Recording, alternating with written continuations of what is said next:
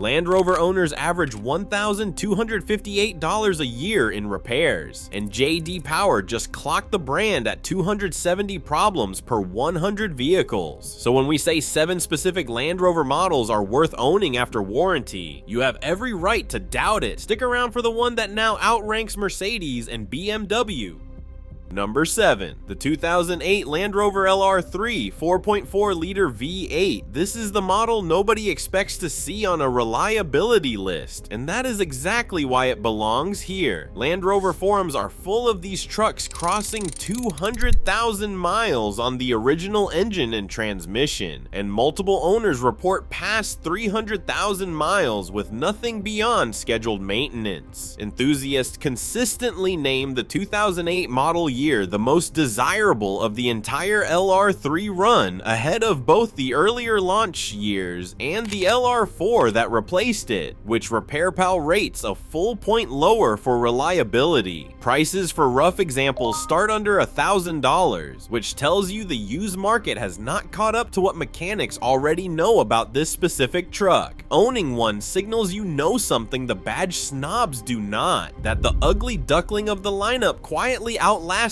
the trucks people paid triple for. The catch is real. You are buying a vehicle the internet already gave up on, so a pre-purchase inspection with a Land Rover specialist is not optional. It is the price of admission.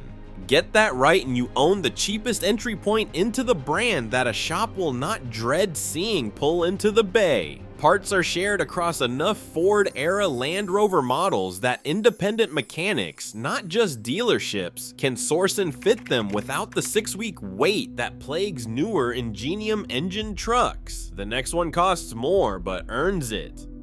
Number 6. The Range Rover Evoque 2020 and newer. RepairPal rates this the highest of any Land Rover model currently on sale. 3 out of 5 stars in a lineup that averages closer to 2.5 across the board. That sounds modest until you remember the brand's own J.D. Power score sits at 270 problems per 100 vehicles against an industry average of 202. The Evoque is the compact end of the range, and compact means fewer systems fighting each other under the skin.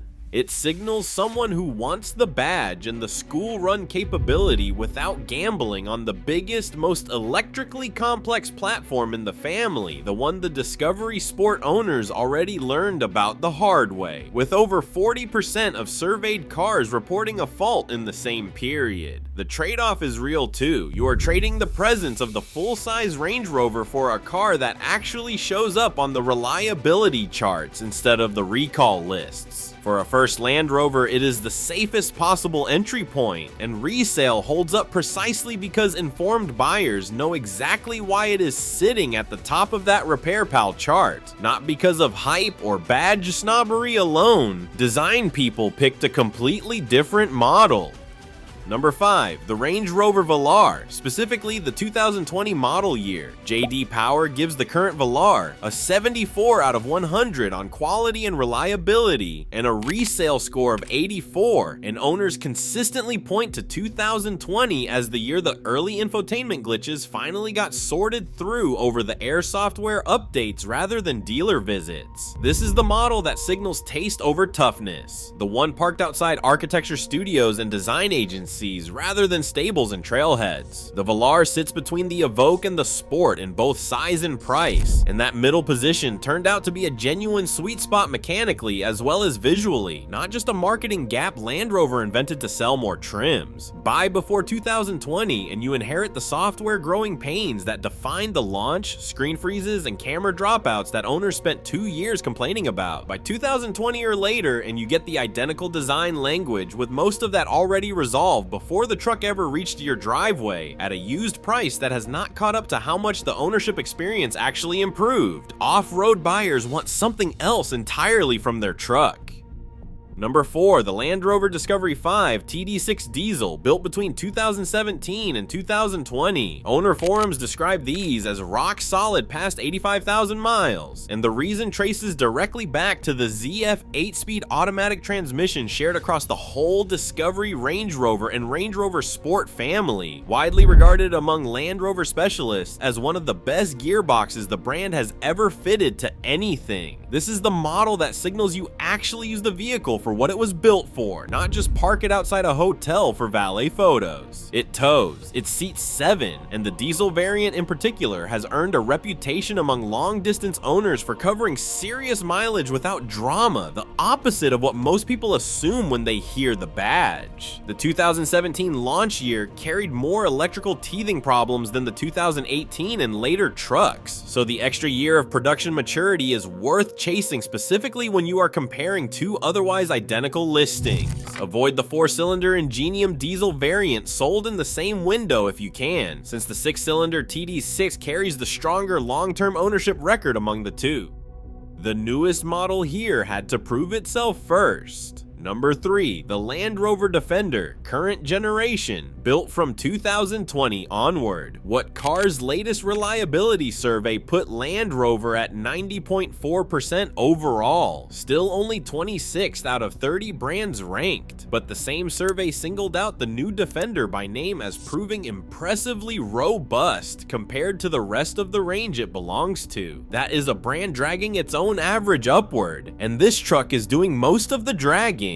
Owning a new Defender signals authenticity, the buyer who wants the 70-year history behind the badge without inheriting the reputation baggage that follows the older Discovery and Range Rover generations around every used car forum. It is also the single vehicle Land Rover needed to get right, commercially and reputationally, after decades of the brand living on charisma instead of dependability, and the data collected so far says it is mostly succeeding at exactly that. Stick to the diesel and mild hybrid petrol variants rather than the plug-in hybrid if long-term simplicity matters more to you than a badge on the tailgate. Performance buyers judge a truck by a completely different standard.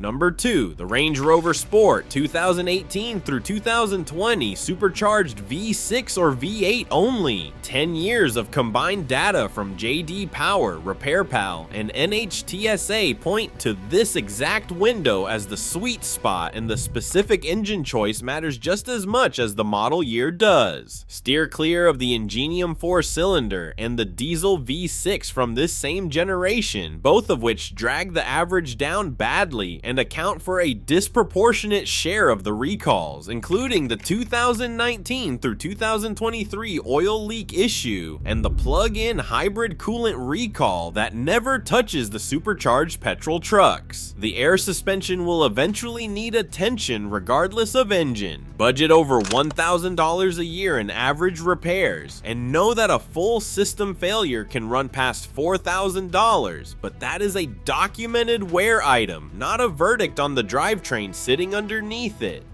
This is the model that signals you wanted the performance without waiting for the flagship price tag, and with the right engine code specifically, it delivers exactly that without paying for the Defender's off-road hardware you will likely never use on tarmac. And then there's the one that changed everything. Number 1, the current Land Rover Range Rover 2023 and newer. JD Power scored this generation 80 out of 100 on quality and reliability, ranking it second among large luxury SUVs in 2025, ahead of both the Mercedes-Benz GLS and the BMW X7. Read that again. The vehicle carrying the most scrutinized badge in the entire luxury SUV segment is now beating the two brands people assume are automatically the safer bet by default. Yes, 5-year ownership costs still run higher than a Lexus LX. That part of the reputation is not fiction, but the mechanical reliability itself is now genuinely class-leading, not brand-loyal wishful thinking. This is the flagship doing exactly what a flagship is supposed to do, proving the engineering rather than just financing the marketing. Owning one signals arrival, not aspiration. The buyer who no longer has to explain the choice at dinner. Land Rover spent decades earning its reputation for breaking down. This is the model quietly rewriting it, one JD Power survey at a time. And the 7 trucks before it on this list are proof the rewrite started long before the flagship got the credit for it.